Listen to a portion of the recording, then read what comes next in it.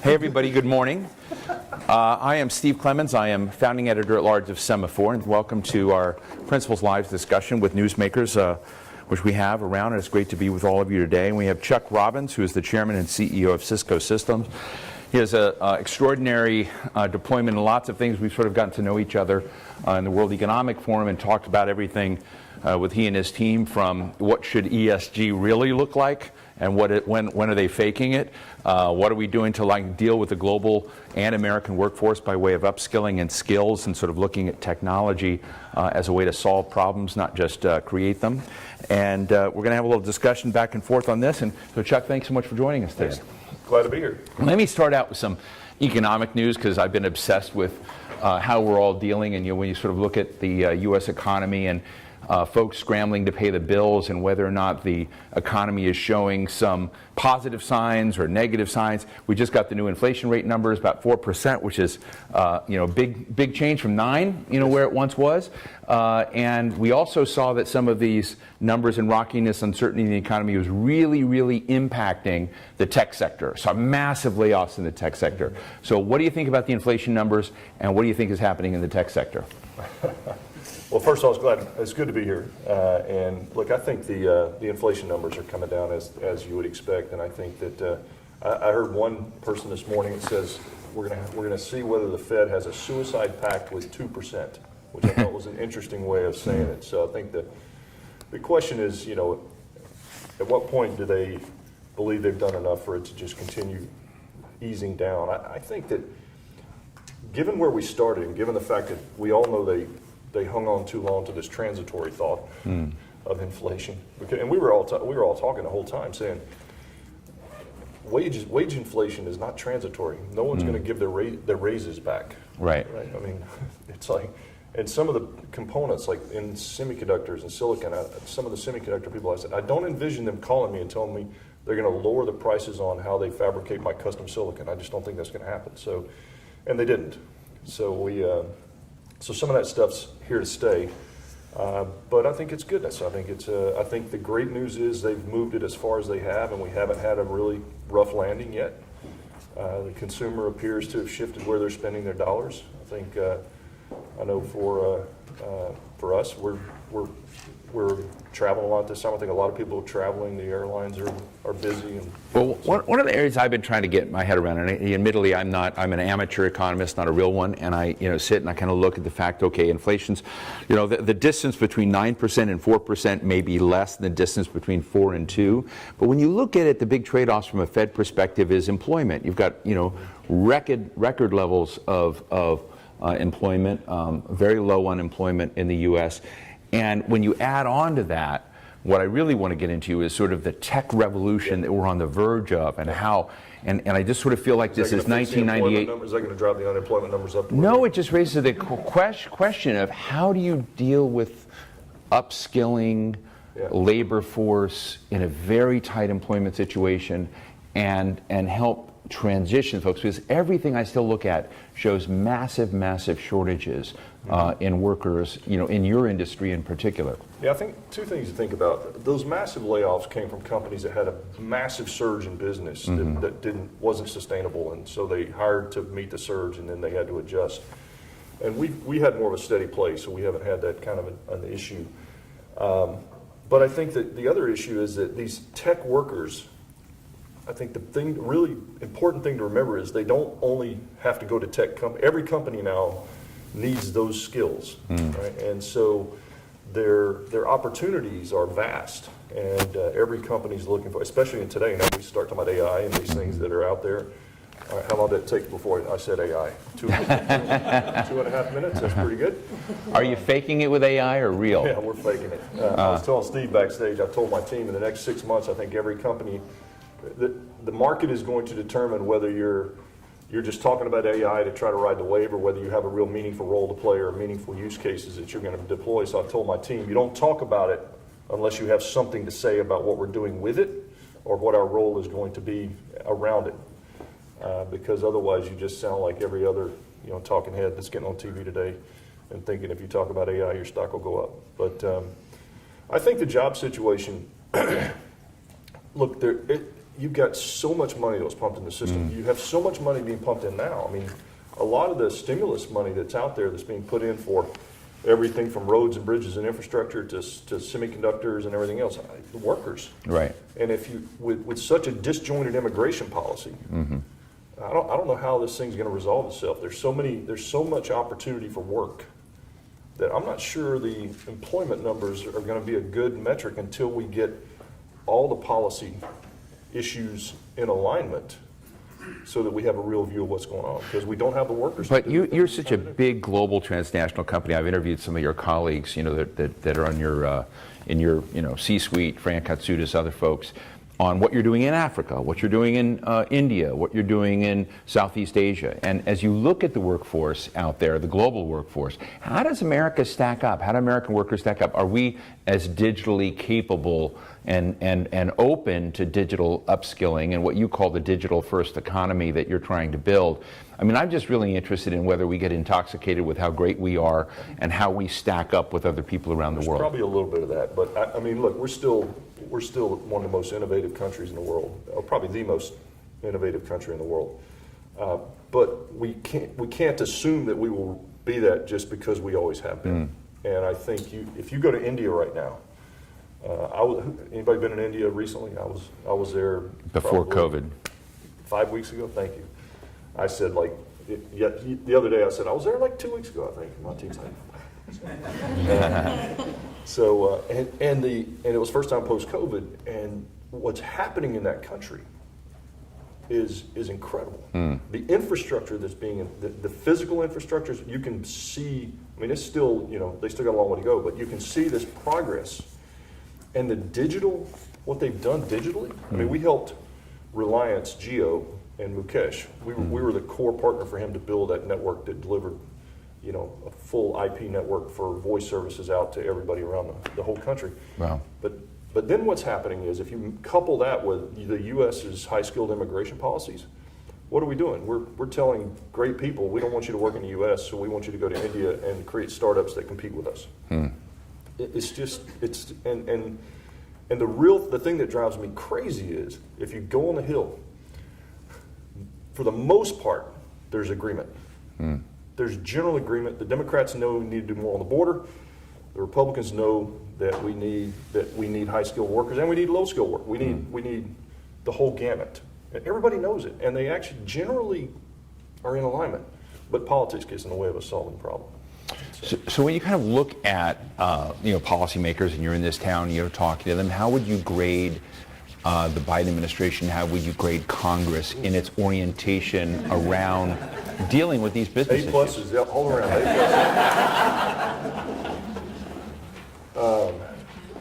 Like I think in certain areas we've done well. I mean, certainly we talk about the semiconductor issue as an example. We talk about it being a down payment on semiconductors. So CHIPS Act. The CHIPS Act. Is it enough? No, not even close. I mean, but it's a good start. But I've been talking with them over the last several years about there's all these emerging technologies that have strategic importance to the country, and you hear politicians and everybody in Washington talking about these. They've been talking about 5G. We've been talking about AI. We've been talking about and I'm just talking about it in tech industry. I'm not talking about in biopharma and other areas. And I personally have been saying, and I'm sure others have too, is that we have to think differently about how we do research in these areas and how do we, because some of them, the capital markets, the free markets, some of them just won't invest at a pace that in some cases we probably should as a country because of the economics on the early returns on some of these technologies. So we're doing, like as an example, quantum. We have a small team of people that's doing quantum networking research, right? But we should have a whole public-private approach to how we're going after these kinds of things. Like we don't have one in quantum. I mean, when I look at networks and I look at what you are doing, you sort of talk about national security.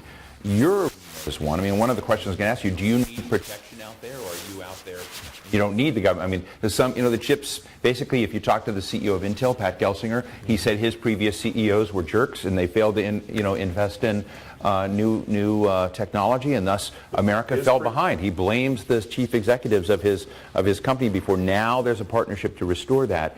But in the networking side, when you get to all the stuff that's out there, are we in a good shape, or do you need protection? I think we're in pretty good shape, actually. There's certain areas of the stack where I think we need to think about. So there's a technology, if you follow 5G, and in Washington, everybody seems to know the word ORAN. I mean, I go meet with people and I'm like, we're talking about, immigration, and they're like, hey, can we talk about Open RAN? Like, how do you know about Open RAN? Biden even said Open RAN in his speech when he came out of Saudi. We're going to partner on Open RAN. And I'm like, that's just amazing. And did you ask him to explain it?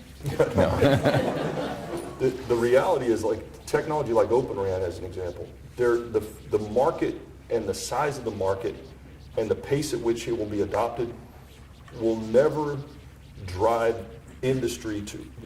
major industry to actually invest in that technology at the pace that the government here wants us to invest in. Right. Because when you talk about 5G networks, we have every component you need to build end-to-end 5G network except the radio. And it's because the margins have been driven completely out of the radios by, primarily Chinese competitors. Right. And so we said, we're not going to get into that business because it's largely a commodity business and it's cheap. So then Open RAN comes along and they're like, do Open RAN. I'm like, okay, I'll spend hundreds of millions of dollars over the next decade to wait for the next wave. It's just not. And so we need to figure out how we do this. And the CHIPS Act is a great early example of how we could do it. You just know how hard it is to get things through Congress. So when it comes to China and you kind of look at the world in standards, I think one of the really big interesting questions is out there is how, when I think of Cisco and networks, I mean, I sort of look at your backbone you provide in communications is how we're getting smarter cities around the world, how you look at the future of quantum and 5G and data. All of this is going over, your networks in a sense. But part of it is security. I mean, and I don't know whether we should be fearful of a hyper-connected Cisco networked world or whether we should feel safe. But it seems to me that one of the big challenges where you're looking at electric grids, you're looking at major backbones within countries, but also the United States. Joe Biden's big worry last winter was another incident like Colonial Pipeline. Basically. So I'm interested, where are you on the security front? We just did a security readiness index study, and it's pretty scary, actually. I thought you were going to say nothing to worry about. So how worried should we be? Well, I mean, 80+% of the companies that we surveyed believe that they will have a meaningful security incident in the next 24 months. And the great news is, look, I go back like 10 or 12 years ago, we couldn't have a conversation with a CEO about cybersecurity because the CEO was worried about the responsibility that created and the liability that created. If I knew that I had a problem, then I had to fix it. If I don't know I have a problem, I have, So ignorance is bliss. It was a little bit, maybe not 10, no maybe 15 lawsuits. years ago. And Yeah. this was, and it was about, it's sort of like diversity when we wouldn't show diversity numbers without lawyers in the rooms. And so where we are now is everybody realizes this is a case. So we're building robust security architectures, and we just had, over the last 90 days, we had some of the most significant announcements that we've had in probably a decade around new innovation that we're bringing forward in security. I want to get to the password one in a minute, but yeah, we all want to get rid of passwords. But what's happening is that customers now are building security architectures that are defensive in nature, but they also spend just as much time on identifying and remediating threats that have gotten inside, because it's going to happen. I mean, even great tech companies have these things happen. We had one last summer that we wrote about publicly. We caught it quick, but because when you actually declare that you've secured all the enterprises around the world, people want to prove you wrong, and so we tend to get our fair share of attacks. And I think the thing you're asking about is, look, as we continue to bring more and more industrial systems online, and we've seen over the last 24 months, IoT has begun to really take off, finally. We talked about it for 15 years. And now it's exploding. We have an IoT platform, IoT connectivity, something called IoT Control Center that we manage on behalf of service providers, and they sell connectivity, but we run it. And we have 230 million things connected, and 90 plus million of them are vehicles. So think about that. There's 130 million other things that are connected to this thing. Everything from meters to grids to, and so the landscape is expanding. And we're bringing in, and think about sustainability. We're bringing these industrial systems onto the IP network so that we can then make them more efficient, because we can manage them, we can control them. And we're bringing some of them on, and some of them have vulnerabilities that you actually expose by bringing them onto the internet. And in isolation, they're not as risky, so when you bring them on, they're a little more risky. This is a humble brag, kinda. Maybe it'll get me in trouble with certain quadrant, but I like to go to Davos, I admit it, and I go, I really enjoy the parties. I go down the promenade, I check out the places, and Cisco always has a nice chalet there. And I am obsessed with these two giant screens that they typically have there. And I'm usually the only one obsessed with them. You have parties there too, but you don't have people. But it basically would show, you could watch in real time, and you could watch it also as the sun, as the daylight moves, malware being launched from around the world, and this nefarious internet activity going on. And it just made me think for a moment that on the security front, you have a lot out there monitoring and watching and observing what's going on. And I'm just interested in this day and age where security has become so fundamental out there. To what degree? I mean, you're bad for movies in a sense, because you can't. You kind of write about disasters that are happening because security failed versus disasters you prevented. So can you tell us about any disasters your security approach has prevented that are big ones? No one writes articles about you driving the right way down a one-way street, right? Yeah. You create an accident and somebody will. Look, I think we do it every day. I mean, we see billions of threats every day. So we see billions of pieces of malware, we see 100 million new pieces of malware every week. I mean, it's insane. And so if you think about the visibility that we have as a company, and we don't get out and talk about this as much as some do, but we have email security, we have security at the edge of the cloud ingress, right?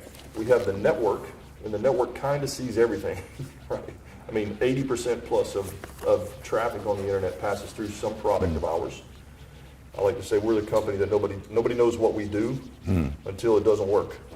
Right? And then everybody knows, oh, Cisco, that's what you do. Now I understand, you screwed everything up. And then we have endpoint.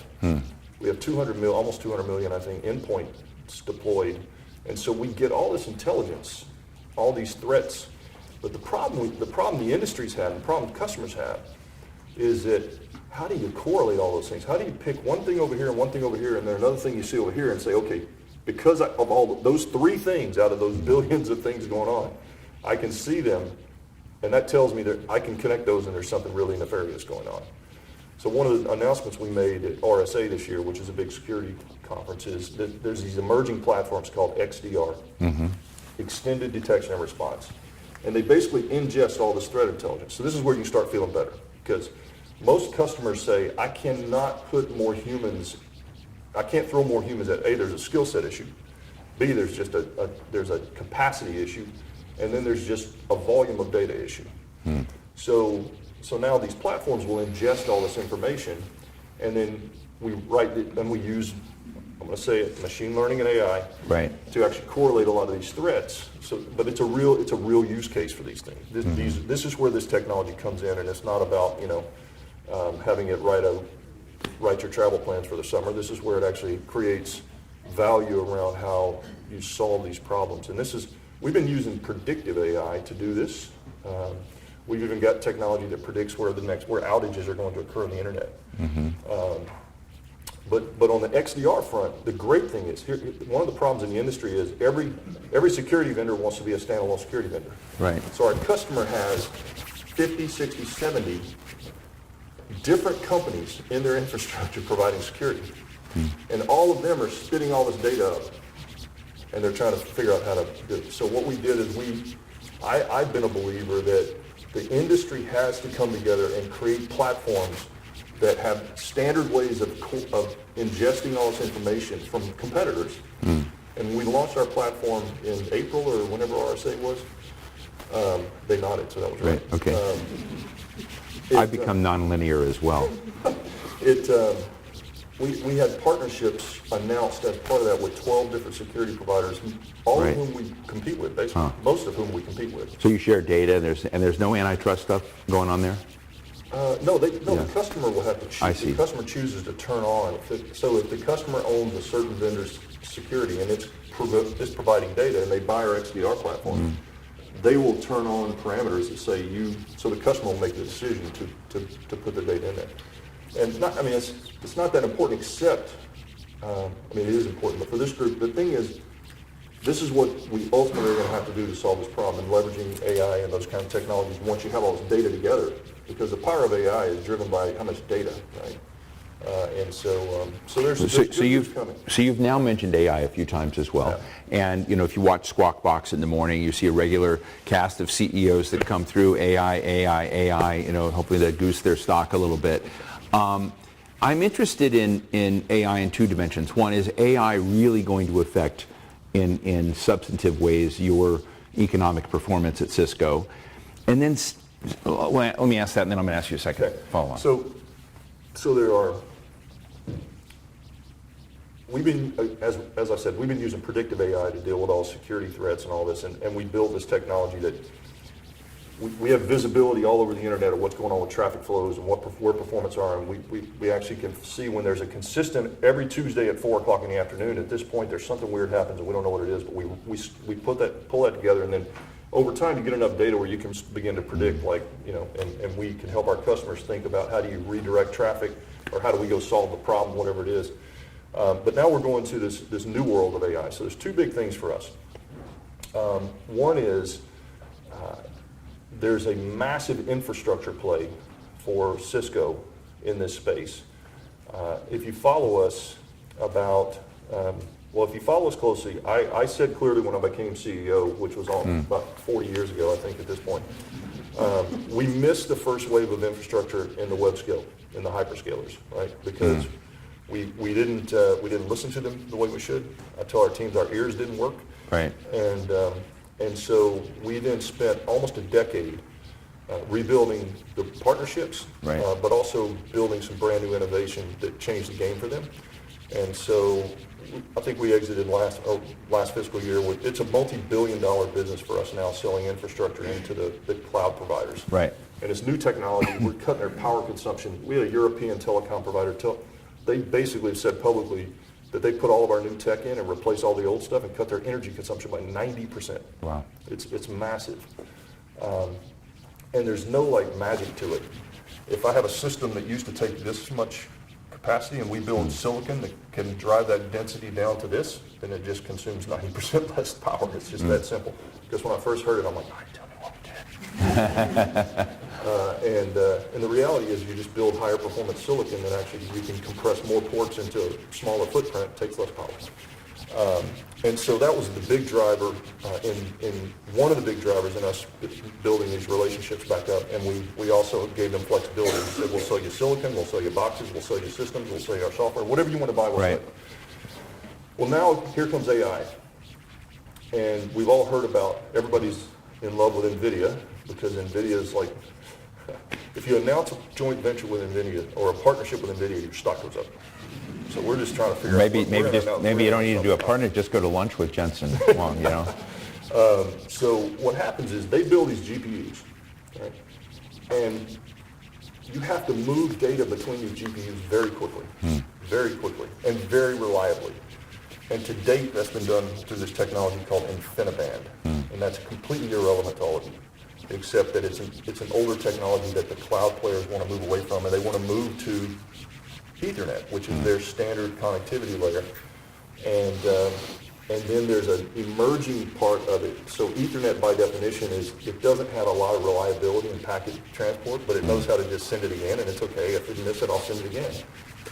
In AI, it doesn't work that way.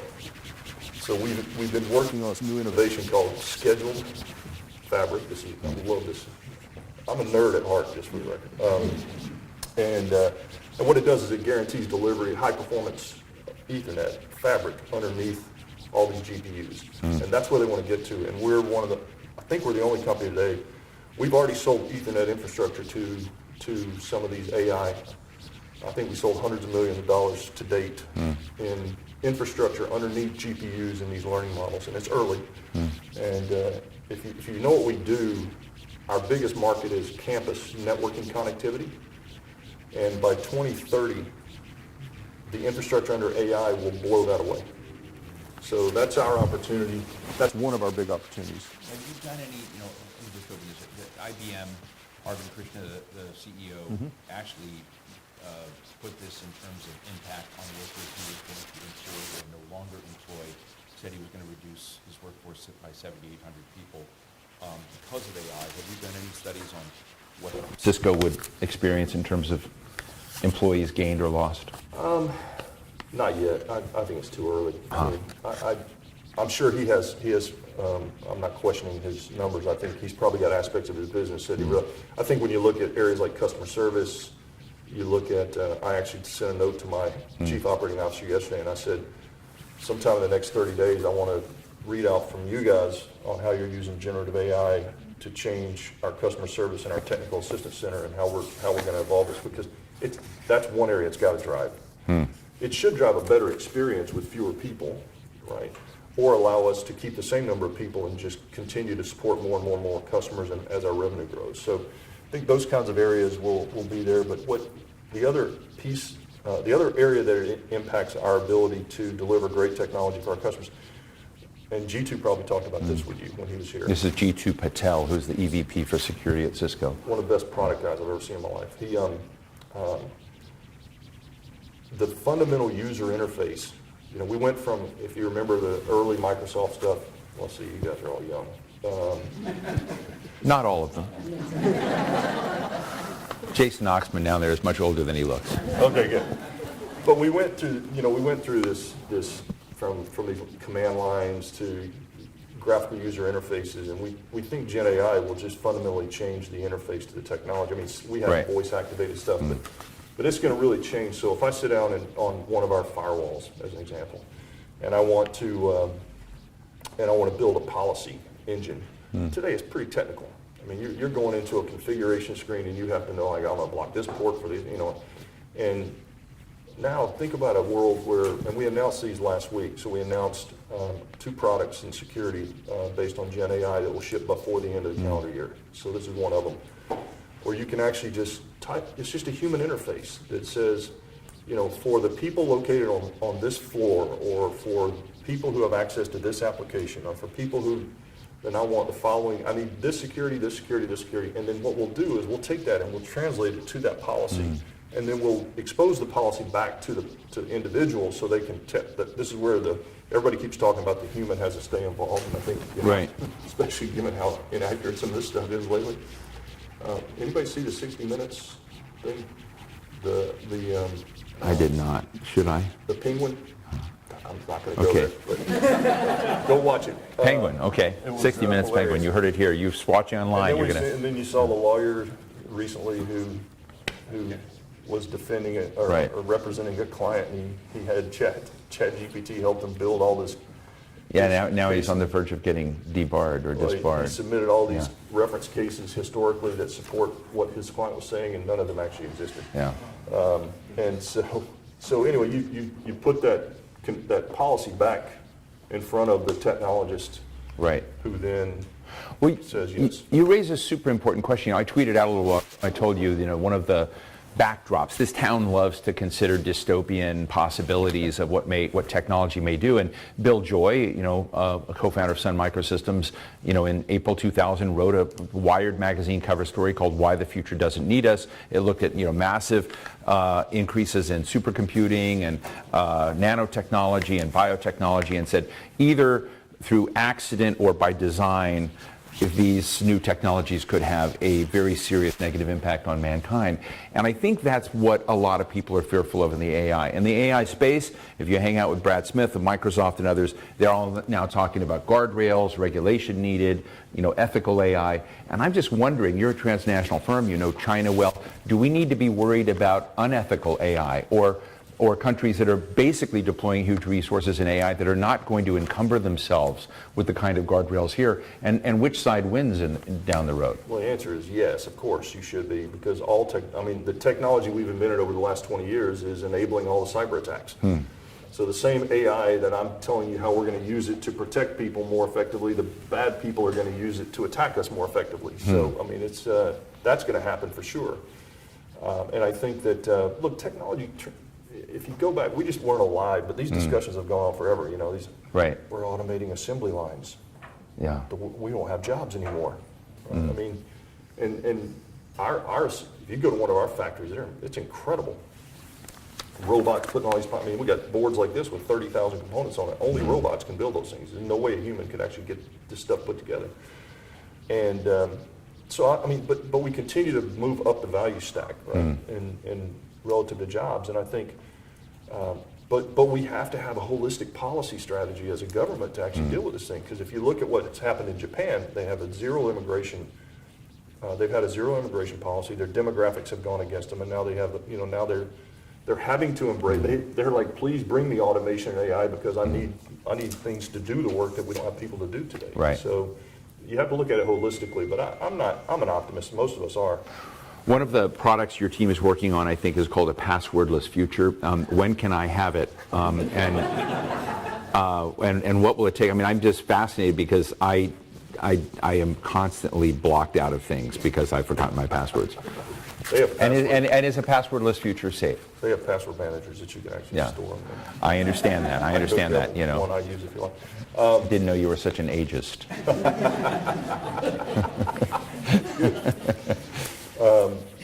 Look, we're rolling it out now because I asked my team, I'm like, why don't I have it? They're like, well, you're the last one that's going to get it. We're going to get this stuff right. So, but I see certain applications now where I actually have it happening where basically I go to a website and instead of it asking me to put in my name and my password, it simply sends me a multi-factor authentication request to my mobile device, and it's giving me, and this is no different than what we used to do. We just decided we don't need the passwords, except now it gives me a 4-digit code. I punch in the 4-digit code on my phone. It says, okay, well, we know that's your device, so you're correlated. And that's the way it's done today. It will evolve. But we also have, we're creating some technology that is called continuous authentication. And so you actually are continuously monitoring what someone's doing in the technology infrastructure, not monitoring in a bad way, monitoring from a security perspective. So if I log into our network from the same place I log into every day, they say, okay, well, that makes perfect sense. If I go to an application that I use every day, that makes perfect sense. As soon as I jump in, I try to get into an application that I typically don't use. Okay, we're going to flag that. That's not normal. And then when I get into that application, next thing I'm downloading customer information. Okay, that's a red flag, and we shut it off and we stop. And you're monitoring all this stuff real time. And it's not dissimilar to what you do in a physical security monitoring center today, right? You're monitoring all these cameras. You're looking. You're always watching people, and we see people trying to get in labs at 11 o'clock on Saturday night. We say, well, that's interesting. Those kids look pretty young to be wanting to get in the lab at 11 o'clock on Saturday night. They would normally be out doing something else. And so those kinds of technologies are coming. But I think that the next phase is simply going to be leveraging a multi-factor authentication. So let's do a quick lightning round before we wrap up. What can Congress and the White House do to really your industry? Good morning, everyone. You know how they say in Wow. ready. So this is That's a tough lightning round question. that I'm up here again for one of. Look, I I think think this is gonna be my new hat. Do they need? Anyway, I want to. You and I have talked about this in this country. I know that regulation. I think that you're probably in an area that people look at as vital, but I think there's some tension growing, among legislators and how they look at the broad tech sector. And I'm just interested in, are there initiatives or lack of investment or whatnot that can really harm you? Well, I think they can always make tax and trade policies that are not beneficial. I mean, the Section 301 tariffs that are in today, the prior administration was trying to encourage us to move manufacturing to the United States. And you have to really understand the global supply chain ecosystem to understand how to build policy to actually encourage that to happen. So they put tariffs on components that were coming out of China. Well, in some cases, those components could only be sourced out of China. And so I sat with the Trade Department, thought I'd have a very rational discussion, and said, if you put those tariffs on, I'm not going to put manufacturing in the United States. I'm actually going to move it 60 miles south to Mexico, and I don't have to pay the tariffs. Is that what you want? We don't want you to do that. So remove the tariffs. No, we're not going to do that. That kind of stuff is just illogical, and they still exist today. Has this administration, have you had that same conversation Oh, yeah. with them? And they refused to remove those tariffs? I don't know if refused is the right word, but they haven't. Those kinds of things are just rational things. And then certain companies filed for exceptions. We filed for exception. Another company gets an exception. We didn't get an exception. I'm like, what? Yeah, So and Cisco deals with almost every sector. So when I think about it, Homeland Security, Pentagon, Transportation, Department of Energy, Department of Commerce. Any MVPs in the Biden administration you want to call out for good service, and any you want to call out for bad service? I might do the former, but not the latter. I'm a big Gina Raimondo fan. I think she is very. Why is she different than the others?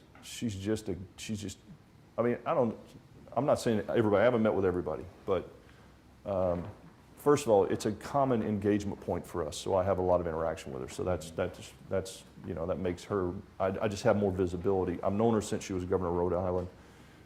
She just wants to get stuff done. She really wants to try to get stuff done, and she understands business, she understands what we're trying to do, and she understands how she can use us and partner with us to achieve some of the things that government's trying to do with different initiatives, like say in Southeast Asia, or she understands the value of business in some of these geopolitical things that are going on around the world. And I think she's great. I actually really enjoy the conversations we have with U.S. trade. I'm not a trade expert, so Catherine Tai is okay on your list too. I like Catherine. Yeah. Okay. I like Catherine. We've got two. Okay. And then finally, I'm sort of interested in somebody like yourself, who's on the edge of technology or in the Bay Area, and we were talking about homes.